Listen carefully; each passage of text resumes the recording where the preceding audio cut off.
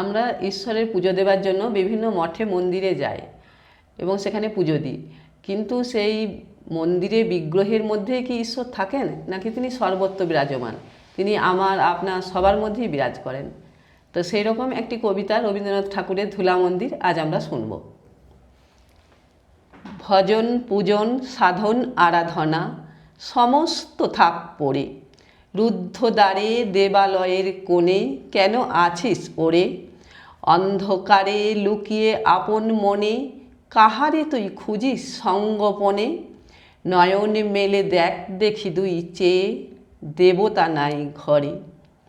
তিনি গেছেন যেথায় মাটি ভেঙে করছে চাষা চাষ, পাথরে ভেঙে কাটছে যেথায় পথ খাটছে 12 মাস।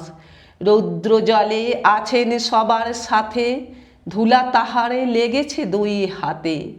তারই মতন সূচি বসন ছাড়ি আইরে ধুলার পরে। মুক্তি ওরে মুক্তি কোথায় পাবি? মুক্তি কোথায় আছে?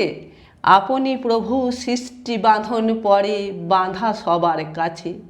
রাখুরে ধ্যান থাকরে ভুলের ডালি, ছিরুক বস্ত্র লাগুক ধুলাবালি।